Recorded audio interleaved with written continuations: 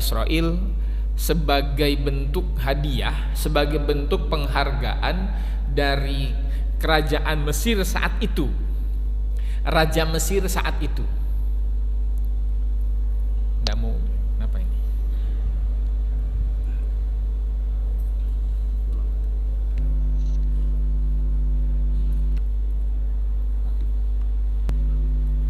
Kalau ada yang PGA boleh, kalau ada yang PGA.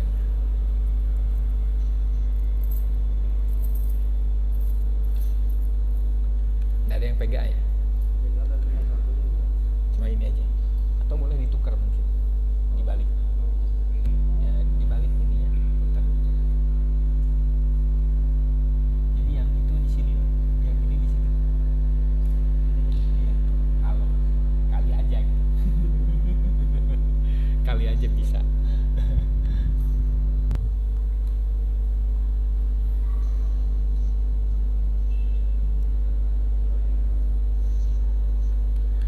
Ada yang, kalau ada yang paham boleh.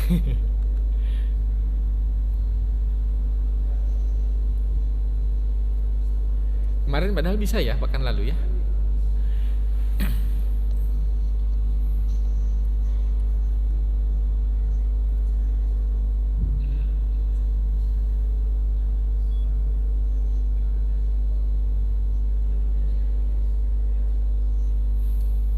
Loh.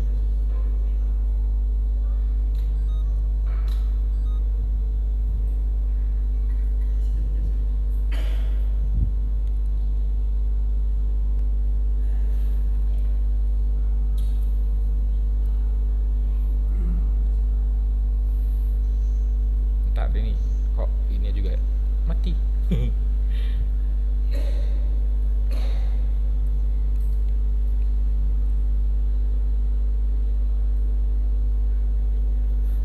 Baik, bangsa Bani Israel itu mendapat keistimewaan, mendapatkan kehormatan dari bangsa Mesir hasil dari jasanya Nabi Yusuf alaihi salam. Jadi Bani Israel ada wilayah khusus gitu untuk Bani Israel. Ada wilayah khusus, diberikan tempat. Jadi bangsa Mesir ya punya wilayah sendiri, Bani Israel juga punya wilayah sendiri, dan mereka punya aktivitas masing-masing. Tapi pada akhirnya kemudian bangsa Bani Israel ketika lahir Ramses II, tidak nama persisnya apa, yang dikenal adalah Ramses II, itu punya sentimen rasis yang sangat tinggi. Kalau bukan Mesir dianggapnya bodoh, kalau bukan Mesir dianggapnya terbelakang dan lain-lain lah pokoknya. Orang yang rasis gimana sih? Gitu. Pokoknya selain Mesir jelek semua. Selain Mesir harus ditindas. Itu punya sentimen rasis yang sangat tinggi awalnya. Ditambah lagi kemudian dia bermimpi kerajaannya dihancurkan, diruntuhkan oleh seorang laki-laki dari kalangan Bani Israel. Itu pengantar di awal. Baik, kemarin sampai di mana Pak? Oh, kok yang ini? Bukan. Kemarin sampai di mana? Ada yang masih ingat? Hah? Nabi Syuaib. Terima kasih Bapak. Nabi Musa sudah kembali ke Mesir ya. Nabi Musa sudah kembali ke Mesir setelah menerima belum baru ketemu Nabi Syuaib. Baik. Ini masalahnya banyak tempat. Nabi Musa memukul bangsa Mesir secara tidak sengaja, dan akhirnya diberi nasihat oleh seorang Mesir ya, agar Nabi Musa lari karena para pemuka-pemuka Mesir sedang mencarinya untuk menuntut balas, dan Nabi Musa terancam dihukum mati. Itu yang disampaikan oleh orang yang memberikan nasihat kepada Nabi Musa, tidak disebutkan siapa namanya. Baik, Nabi Musa di Madian sudah bertemu dengan Nabi Syuaib ya. Baik. Nah, kan Nabi Musa kemarin sudah disampaikan bahwa kekuatannya setara dengan 10 orang laki-laki, itu pun dalam kondisi lapar. Nggak terbayang bagaimana kalau Nabi Musa kondisinya sedang kenyang gitu, sedang fit, sedang sangat bugar. Mungkin bisa 15, mungkin 20. Kalau Nabi Muhammad setara dengan berapa orang, Pak? 30 staminanya ya. Kalau Nabi Muhammad itu staminanya setara dengan 30 orang. Baik, Nabi Musa kemudian tinggal di Madian, di rumahnya Nabi Syuaib, dalam rangka satu, kan Nabi Syuaib butuh seseorang yang bisa menjaga ternaknya, yang bisa mengembalakan ternaknya. Kemudian atas usulan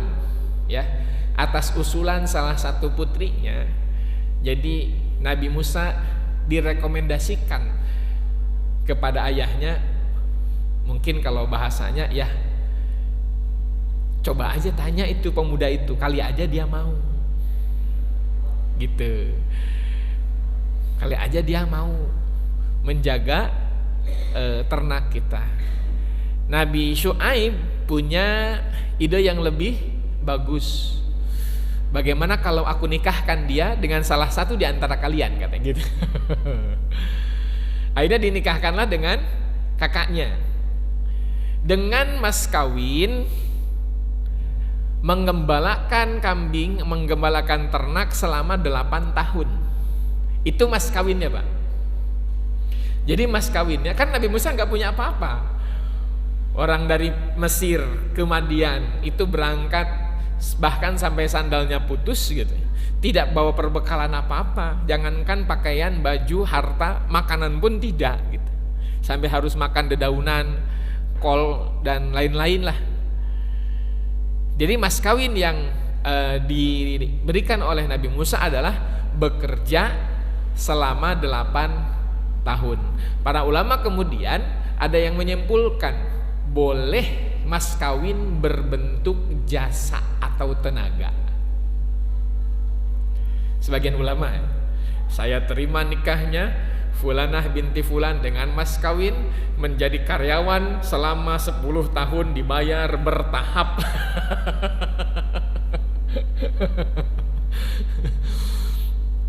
Sebagian ulama menghukumnya ada yang membolehkan, melihat kasus Nabi Musa ini. Nah kemudian kan dua ya, putrinya Nabi Syuaib itu 2. Sekalian dua-duanya dinikah oleh Nabi Musa, tambah 2 tahun, jadi genap mengembalakan kambingnya 10 tahun gitu. Dan barangkali di sini tidak ada kecemburuan ya antara kakak sama adiknya. Kok si kakak 8 tahun, saya cuma 2 tahun. Itu cuma menggenapkan saja, jadi menggenapkan jadi 10 tahun. Nah Nabi Musa berbuat demikian dengan maksud satu, menyewakan tubuhnya, dan demi menjaga kemaluannya, menjaga kehormatannya. 1 hari tinggal di rumah Nabi Syuaib yang punya 2 orang putri mungkin gak terlalu bermasalah. Tapi kalau sudah 3 hari, seminggu, 1 bulan, kalau bahasa orang Jawa istilahnya apa? Witing tresno, jalaran soko kulino. Cinta tumbuh karena sering bertemu. Kalau tidak diikat dengan pernikahan, setan bisa masuk gitu. Baik, hadirin rahimakumullah, ini silsilah Nabi Syuaib bin Mikail bin Yasjar bin Madian bin Ibrahim alaihi salam. Jadi anak, cucu, cicit. Bawahnya cicit apa sih Pak? Bawahnya cicit apa?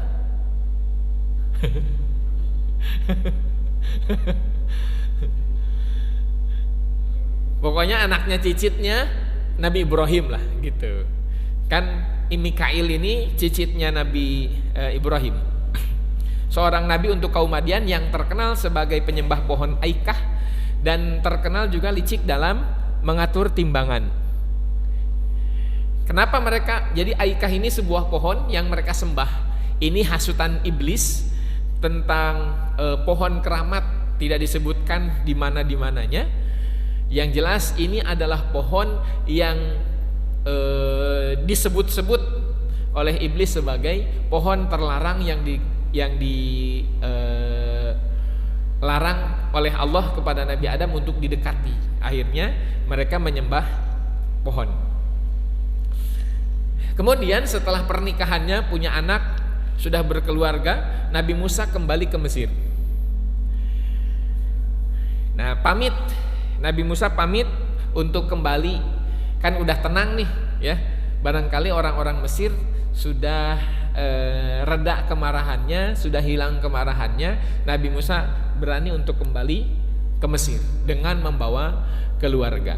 Di tengah perjalanan Nabi Musa melihat, jadi tersesat di tengah perjalanan. Nabi Musa tersesat di sebuah lembah yang dikenal sebagai lembah tua. Ada di ayatnya, a'udzubillahi minasyaitonirrajim, idnadahu rabbuhu bilwadil muqaddasi tua. Ketika Tuhannya menyeru kepadanya, memberikan panggilan, memanggil Nabi Musa di sebuah lembah bernama Tua. Dalam kegelapan, jadi tengah malam Nabi Musa tersesat gitu. Tidak ada cahaya waktu itu. Nah, kemudian Nabi Musa melihat ada sumber cahaya yang ternyata itu cahaya dari api di salah satu sudut lembah tua itu. Nabi Musa kemudian menyuruh keluarganya untuk diam di tempat. Kalian tinggal di sini dulu biar saya cek ada apa. Barangkali mungkin di situ ada orang atau apa gitu. Sampai ada api itu kan harus dicek dulu sebelum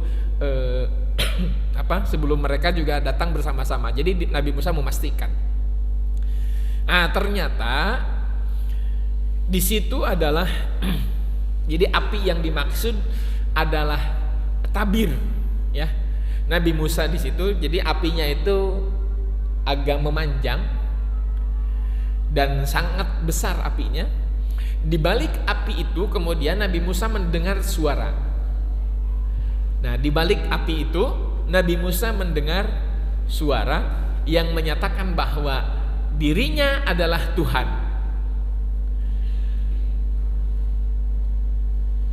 Dirinya adalah Tuhan.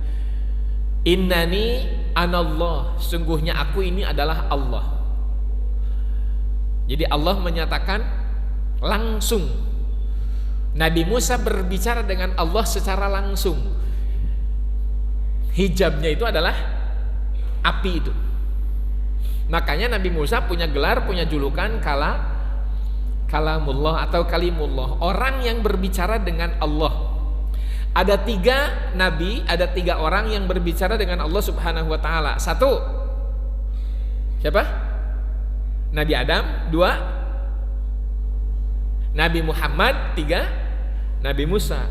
Kenapa kok yang punya gelar cuma Nabi Musa? Karena Nabi Adam dan Nabi Muhammad berbicaranya bukan di dunia, bukan di bumi. Nabi Adam ketika di surga, Nabi Muhammad ketika Mi'raj. Jadi Nabi Muhammad yang pergi ke tempatnya Allah. Nah, ini Nabi Musa Allah yang turun gitu. Allah yang turun. Makanya cuma Nabi Musa yang punya gelar kalamullah, orang yang berbicara dengan Allah di bumi, di dunia. Kemudian disitulah turun SK kerasulan. Jadi Nabi Musa dilantik sebagai seorang Rasul. Umur berapa, Pak? Usianya. Nah, rata-rata semua nabi umurnya 40 tahun. Kecuali Nabi Isa.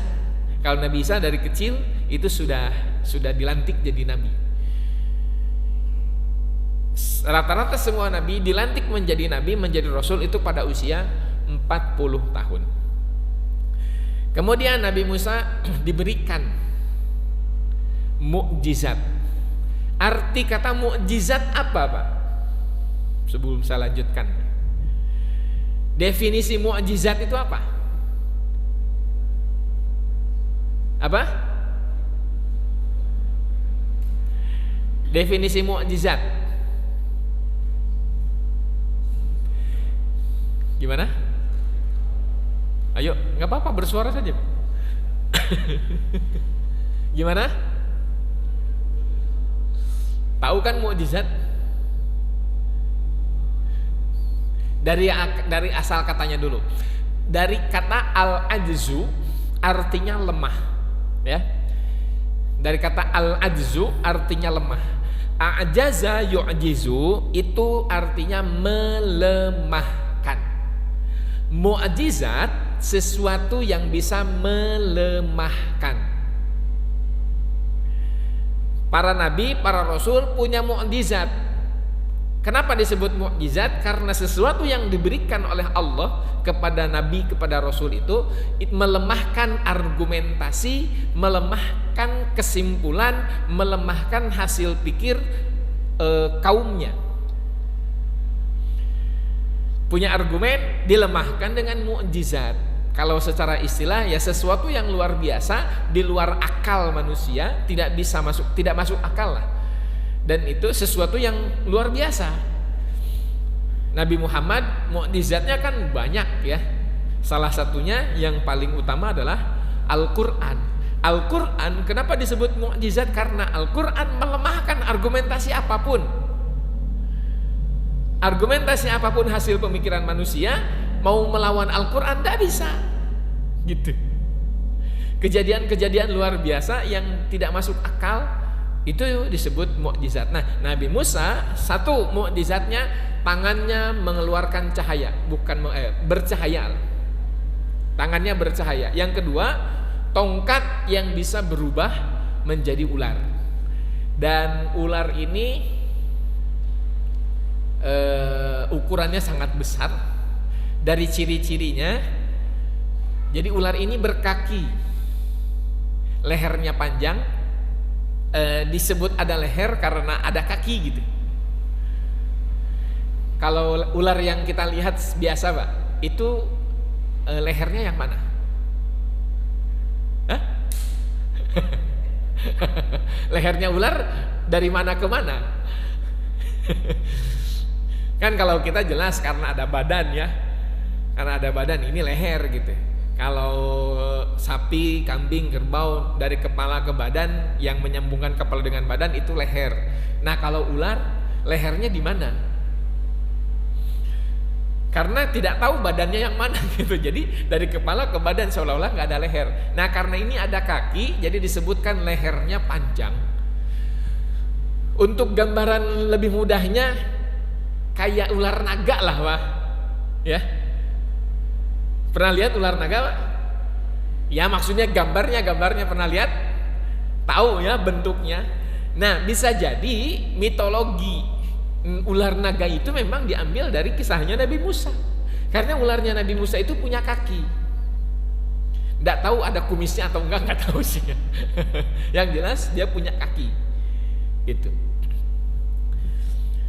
Nah, itu ketika Allah Subhanahu wa taala menyuruh Nabi Musa untuk memasukkan tangannya ke ketiak sebagai ekspresi kedinginan. Gimana, Pak? Kalau kedinginan gitu. Jadi dimasukkan ke ketiaknya, begitu dikeluarkan bercahaya. Nah, itu yang kemudian membantu Nabi Musa keluar dari kegelapan. Jadi nggak butuh senter lagi, Pak. Nggak butuh obor gitu. Cukup dengan memasukkan tangannya ke ketiaknya, kemudian bercahaya. Kalau kita masukin tangan ke ketiak, yang didapat apa, Pak? Aroma yang sangat sedap katanya. Baik, mukjizat Nabi Musa totalnya ada 9 ya. Termasuk nanti memukul tongkat ke batu, memukul tongkat ke laut yang kemudian terbelah, itu juga bagian dari mukjizatnya Nabi Musa. Baik, ini lembah tua. Sebagian pakar sejarah, lembah suci Al-Muqaddas tua itu adanya di Baitul Maqdis, bukan di Mesir. Jadi perjalanan Nabi Musa dari Madian itu tersesatnya sampai ke Yerusalem, jauh kan, sampai akhirnya ke lembah tua, kemudian untuk kembali ke Mesir kan jauh gitu. Apa? Jalan kaki, Pak. Belum ada ojek online waktu itu. Enggak, belum. Tidak pakai kendaraan berbentuk binatang, tidak. Meskipun unta sudah ada waktu itu ya, zamannya Nabi Soleh, tapi tidak pakai kendaraan. Jadi Nabi Musa dan keluarganya jalan kaki. Baik, kembali ke Mesir. Sebelum masuk Mesir, Nabi Musa alaihi salam meminta kepada Allah Subhanahu wa taala agar diangkat salah satu saudaranya untuk menjadi nabi, untuk menjadi rasul juga. Nah, ini salah satu kemuliaan, salah satu kelebihan dari seorang Nabi Musa. Jadi dia tidak hanya sebagai seorang nabi, seorang rasul, tapi dia juga bisa merekomendasikan orang lain untuk diangkat menjadi nabi dan rasul juga. Hebat gak, Pak? Jadi Nabi Musa meminta kepada Allah untuk mengangkat saudaranya, dalam hal ini Nabi Harun alaihi salam, untuk diangkat sebagai seorang nabi. Jadi itu permintaan. Memang kalau dilihat dari takdir yang telah Allah buat di Lauhul Mahfuz, Nabi Harun akan menjadi nabi. Tapi perantaranya, jadi kodarnya itu lewat Nabi Musa yang meminta. Kenapa Nabi Harun yang dipilih? Satu, Nabi Harun punya kefasihan dalam berbicara. Berbeda sama Nabi Musa. Kalau Nabi Musa diriwayatkan Nabi Musa itu cadel. Cadel yang diartikan sebagaimana biasa, tidak bisa bilang R, ya. Kalau orang nggak bisa bilang R meskipun fasih, tapi tetap aja ada yang ada yang aneh di telinga gitu. Kemudian ada yang mengartikan Nabi Musa itu agak tergagap. Jadi gitu, Pak. Mau menyampaikan sesuatu itu agak gagap. Yang ketiga, penafsiran dari cadelnya Nabi Musa, karena Nabi Musa ada perasaan tidak enak untuk mendakwahi Fir'aun yang dalam hal ini sebagai ayah angkatnya. Jadi ada kecanggungan gitu, ada rasa kagok. Yang kedua, yang berikutnya, kenapa Nabi Musa terhalang lisannya? Karena Nabi Musa punya masa lalu, yaitu apa?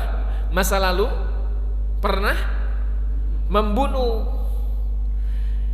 Ini kabur dari suatu tempat menjadi DPO, residivis, daftar pencarian orang, masuk DPO, pulang-pulang jadi nabi. Kalau sekarang, Pak, ada kriminal di penjara sekian tahun, begitu bebas jadi kiai, jadi ustadz, kira-kira orang akan menerima atau enggak? Menerima atau enggak? Sebagian ada yang menerima, sebagian masih mikir gitu. Ini orang beneran nih. Ini mantan kriminal jadi ulama nih, jadi kiai nih. Meskipun pada akhirnya akan menerima gitu, karena ya setiap orang juga kan punya masa depan gitu. Terlepas masa lalunya bagaimana, ya mendingan mantan preman daripada mantan ustadz ya. Mendingan mantan preman yang jadi ustadz daripada ustadz yang mantan ustadz yang kemudian jadi preman. Ngukur kalau mending ya. Nah, ada kekhawatiran di situ gitu. Dari sisi Nabi Musanya, wajar gitu, wajar. Semuanya bisa diterima berdasarkan penelusuran para pakar sejarah. Memang Nabi Musa punya kekurangan dalam segi lisan. Nah, kalau Nabi Harun tidak punya kekurangan. nggak punya sejarah pernah membunuh, udah gitu lisannya juga fasih. Cuma Nabi Harun punya kekurangan dari sisi fisik dan keberanian.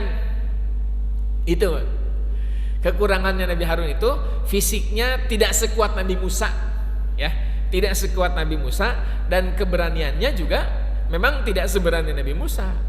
Gitu.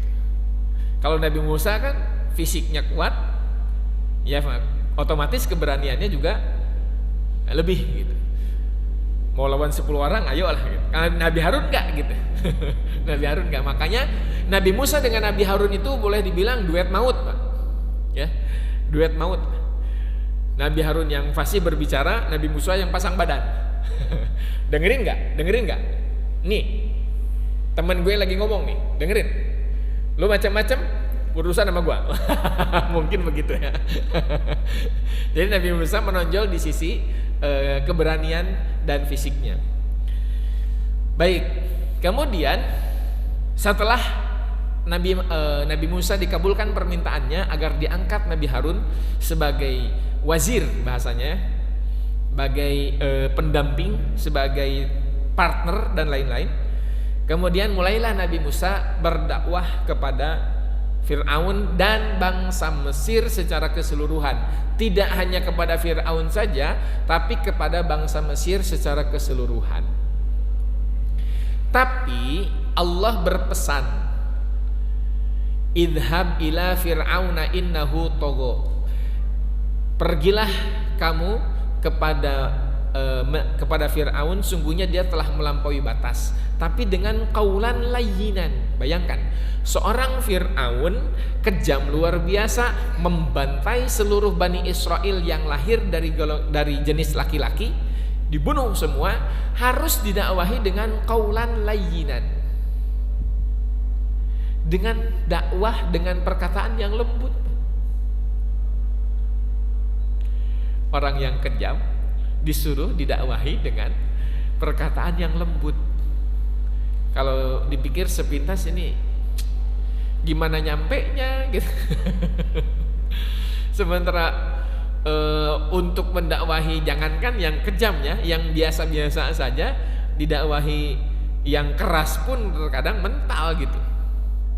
Wallahu a'lam. Tapi ini bagian dari strategi dakwah dari Allah Subhanahu wa taala. Direkomendasikan agar seluruh dai, seluruh penyeru dakwah tidak harus berlabel ustadz, pokoknya misi dakwah itu kan, tugas dakwah itu kan untuk siapa saja ya. Dimulailah dengan cara yang lembut, mengajak dengan cara yang lembut, tidak langsung menghakimi, tidak langsung menghukumi.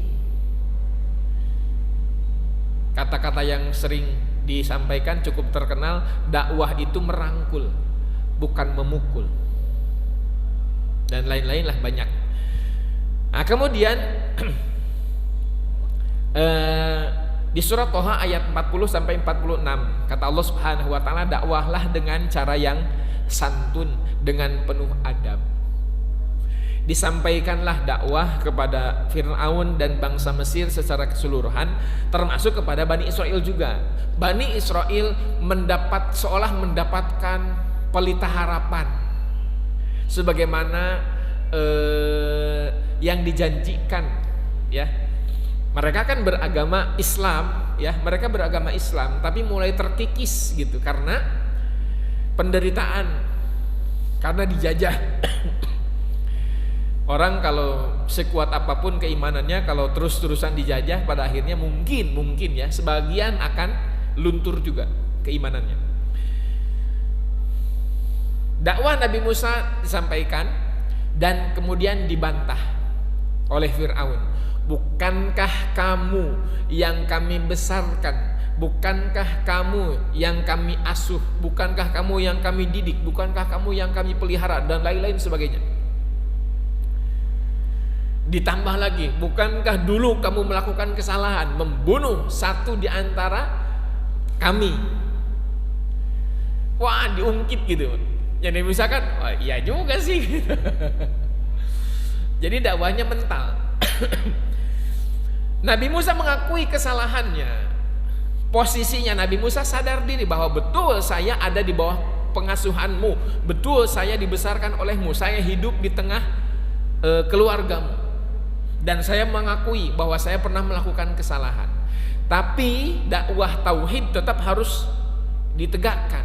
Pokoknya dakwah Nabi Musa pada satu hal, tauhid, sembahlah Allah satu-satunya zat yang menciptakan kita semua, tidak ada Tuhan yang lain, sehingga bahkan dirimu sekalipun tidak pantas mengaku sebagai Tuhan. Itu kan untuk membantah bahwa Fir'aun pada saat itu mengaku sebagai seorang Tuhan. Ana rabbukumul a'la, aku adalah Tuhan kalian yang paling tinggi. Fir'aun menegaskan ketuhanannya kepada para pembesar-pembesar Mesir saat itu. Sampai akhirnya kemudian, kata Nabi Musa, mustahil adanya ciptaan tanpa ada pencipta. Jadi argumennya tidak didetailkan secara rinci. Yang jelas Nabi Musa terus membantah, terus beradu argumen, termasuk yang mungkin yang biasa kita fahami, Tuhan menciptakan segala sesuatu, kamu bisa menciptakan apa? Kalau ditanya demikian kan Fir'aun juga nggak bisa menjawab. Sampai pada akhirnya Fir'aun minta, kamu ini mengaku sebagai nabi, sebagai rasul, emang kamu bisa apa?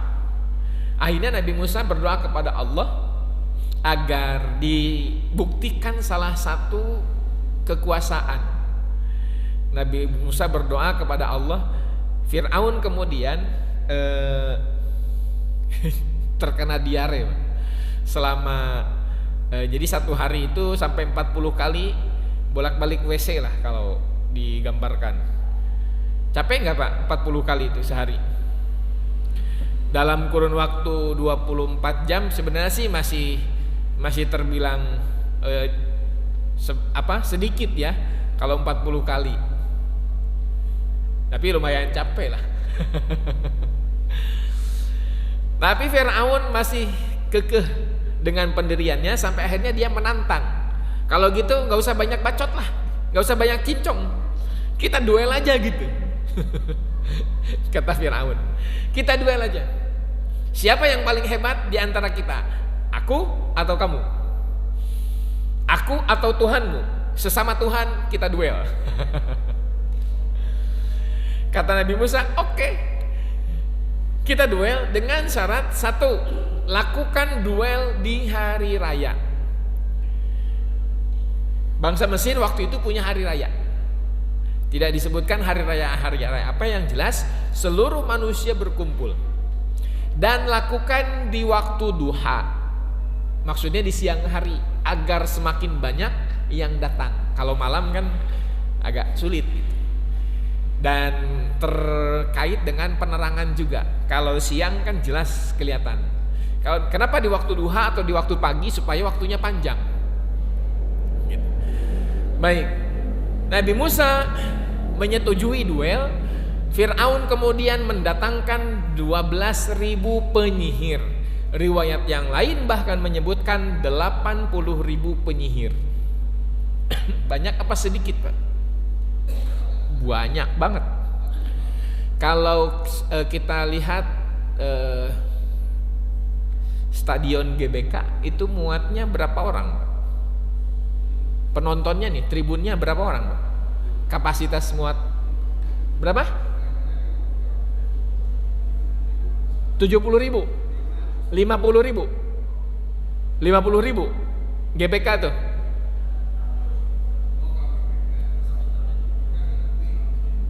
Kalau nggak salah 90.000 lebih Pak. Kalau nggak salah. Katakanlah Pak. Katakanlah 100.000 katakanlah. Atau 80.000 lah katakanlah. Ini bukan penonton, ini pesertanya. 80.000 orang. Bayangkan loh. 80.000 orang peserta pertandingan. Yang nonton lebih banyak lagi. 80.000 lawan satu orang, atau 1 lawan 80.000 orang. Kata penyihir, wahai Musa, sudah siap? Siapa yang mau mulai? Ente atau kami yang mulai? Kata Nabi Musa, silahkan duluan. Alqu, lemparkan. Para penyihir itu kemudian melemparkan tongkat, melemparkan tali yang merupakan senjata mereka. Ada yang tongkat, ada yang tali senjatanya. Ya, senjata penyihirnya, ada yang tongkat, ada yang tali. Dilemparkan. Maka seketika tongkat dan tali yang mereka lemparkan seolah-olah bergerak seperti ular. Aslinya nggak gerak, Pak. Yang disihir bukan tongkatnya, bukan talinya. Yang disihir adalah mata para penonton. Jadi seolah-olah orang-orang yang melihat tongkat dan tali itu, mereka bergerak gitu. Jadi tongkat dan talinya mah diem,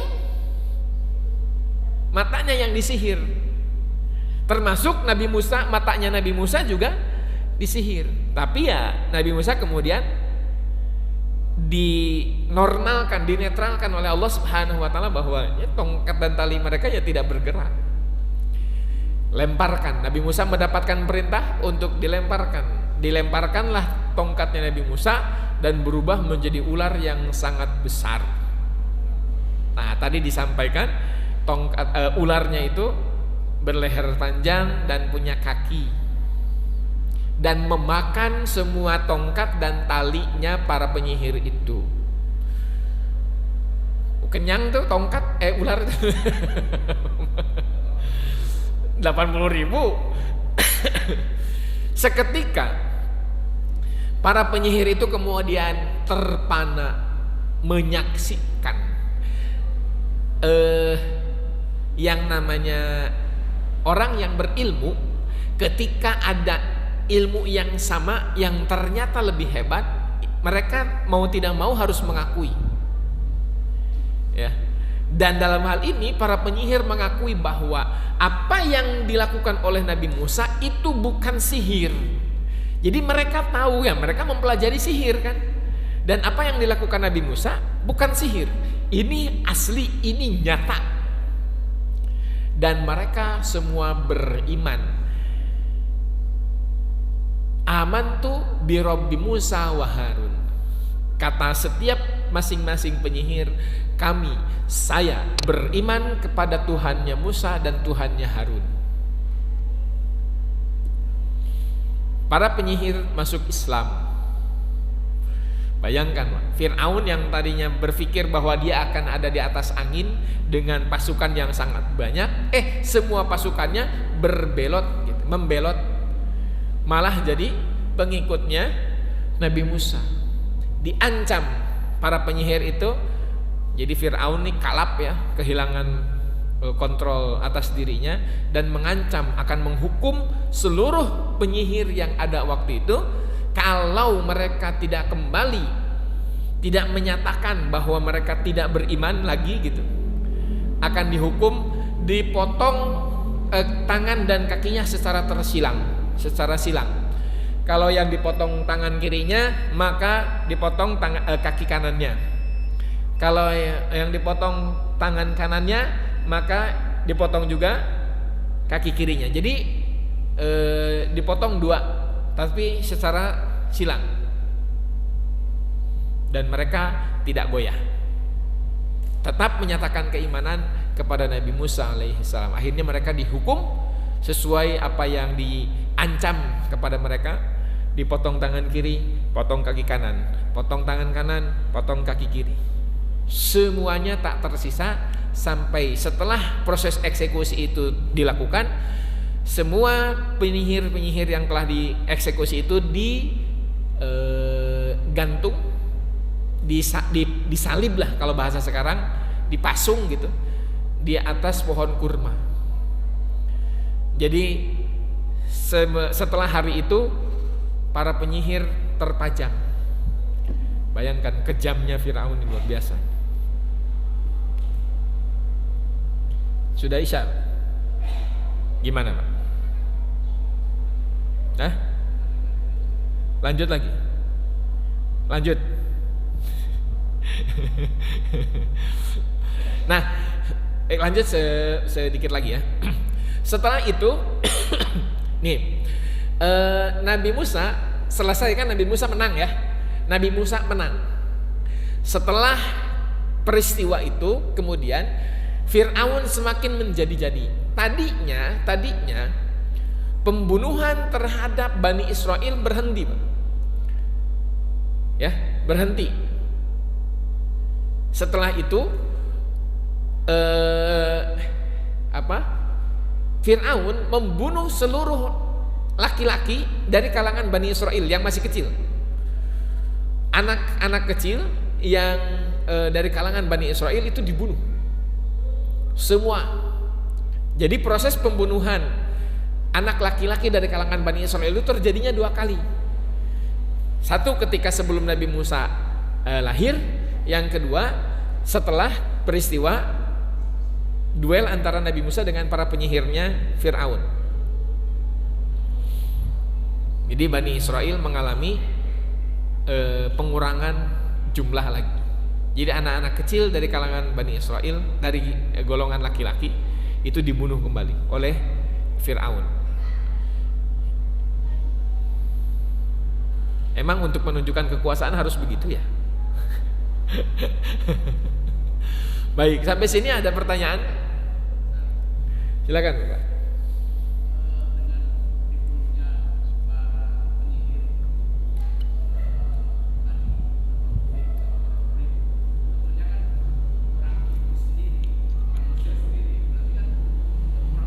Ya.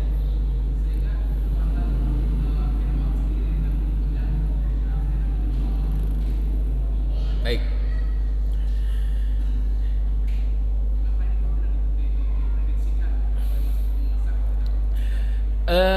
Kenapa harus dibunuh?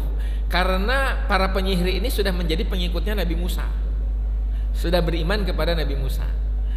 Kalau tidak dibunuh ya justru akan melemahkan Fir'aun dan pasukannya. Ini penyihir, bukan pasukan bala tentara, bukan. Jadi dibunuh untuk mengurangi kekuatan musuh. Kalau tidak dibunuh, ini mereka akan jadi pengikutnya Nabi Musa gitu. Memang berkurang kekuatannya Fir'aun, berkurang, tapi mereka tidak dibunuh pun kekuatan bangsa Mesir itu sudah berkurang gitu. Jadi pemikiran Fir'aun saat ini kalau tidak dibunuh ya mendingan dibunuh gitu pemikirannya ya. Karena kalau tidak dibunuh kekuatan saya sudah berkurang, tapi setidaknya ini orang-orang yang sudah jadi pengikutnya tidak menjadi kekuatan bagi Nabi Musa gitu. Itu pemikirannya Pak. Kalau dibiarkan hidup, mereka akan jadi kekuatan bagi Nabi Musa. Dan tadinya kan mereka dijanjikan akan mendapatkan segala hal lah yang diminta, pokoknya mereka akan diberikan. Yang mau tanah, yang mau uang, yang mau segala macam mereka akan diberikan. Nah mereka dalam hal ini mungkin disebutnya sebagai orang yang ingkar janji terhadap perjanjian, karena perjanjiannya mereka akan menang, tapi ternyata mereka mengakui kekalahan dan mereka siap dihukum itu apapun. Tapi mereka dihukum sudah sebagai seorang muslim. Pagi hari mereka penyihir, seorang yang kafir. Sore harinya mereka mati dalam keadaan sebagai seorang yang syahid, sudah dalam keadaan muslim. Dan itu yang mereka pilih. Ini 80.000 penyihir ini, kalau boleh disebutkan, mereka calon penghuni surga dari pengikutnya Nabi Musa alaihissalam. Mereka memilih mati dalam keadaan Islam daripada hidup harus dalam penjajahan. Gitu. Kurang lebihnya wallahu a'lam. Ada yang lain Pak? Silakan Pak.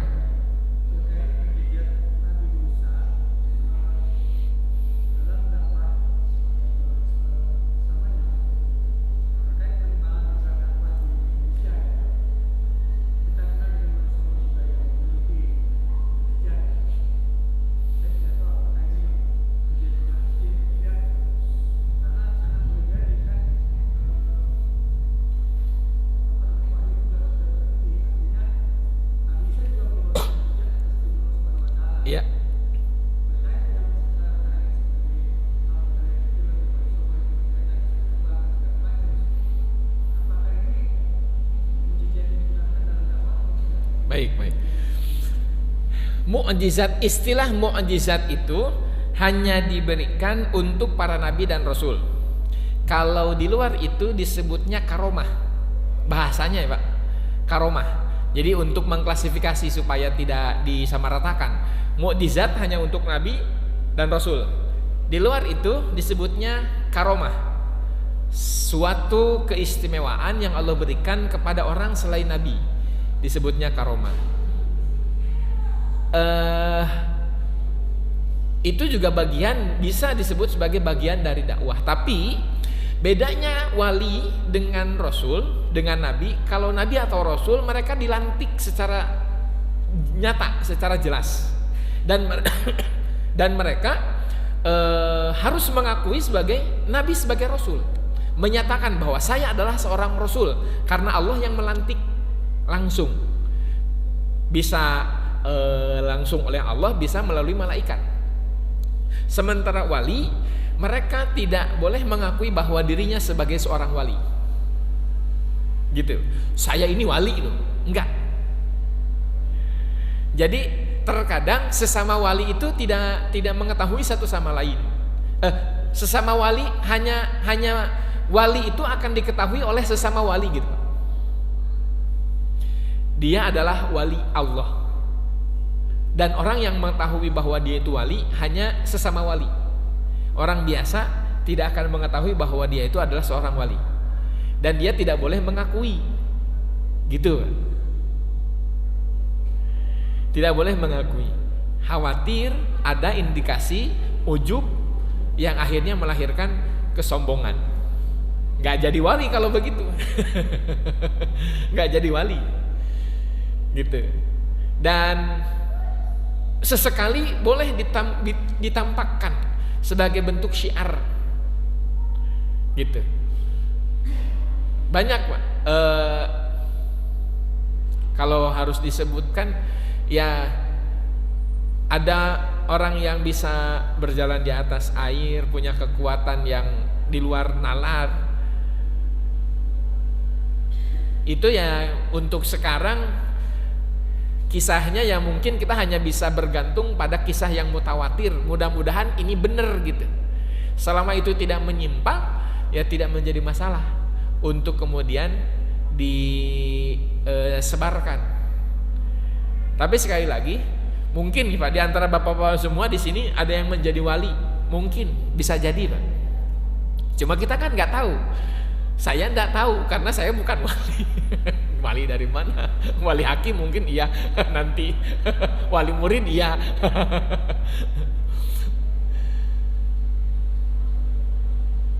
Keutamaannya wali itu ya apa yang dia inginkan Allah kabulkan. Salah satunya. Bisa jadi di antara kita, di tengah-tengah kita ada wali. Bisa jadi, bisa jadi. Sekali lagi kitanya nggak tahu. Bentuknya apa? Wallahu alam. Banyak sekali Pak. Imam Malik menyebutkan setidaknya ada 1000 karomah, 1000 macam. Bayangkan apa saja perbendaraan keajaiban yang ada di benak saya aja nggak nyampe sampai 1000 gitu, nggak nyampe 100. Ini kata Imam Malik ada 1000. Dan ada yang lebih baik daripada 1000 karomah. Apa itu? Istiqomah. Kata Imam Malik, al istiqomatu khairun min alfi karomah. Seorang yang sudah bisa istiqomah dalam ibadah, ketika dia sholat sunnah misalkan, istiqomah itu lebih baik daripada mendapatkan 1000 karomah. Konsisten tahajud tiap hari, konsisten istiqomah sholat duha tiap hari, konsisten atau istiqomah sholat sunnah rawatib setiap waktu, tidak pernah absen, itu lebih baik daripada mendapatkan 1000 karomah menurut Imam Malik rahimahullah ta'ala. Cukup ya. Pertemuan berikutnya kita lanjutkan sampai sini. Kedurhakaan Fir'aun, dan nanti ada azab bagi bangsa Mesir. Ada azab bagi bangsa Mesir. Pertemuan berikutnya insyaallah. Aqulu qauli hadza wa astaghfirullah li wa lakum. Rabbana atina fid dunya hasanah wa fil akhirati hasanah wa qina adzabannar. Ketemu lagi di pertemuan berikutnya, semoga dalam nuansa yang lebih baik. Subhanakallahumma wa bihamdika asyhadu an la ilaha illa anta astaghfiruka wa atubu ilaik. Assalamualaikum warahmatullahi wabarakatuh.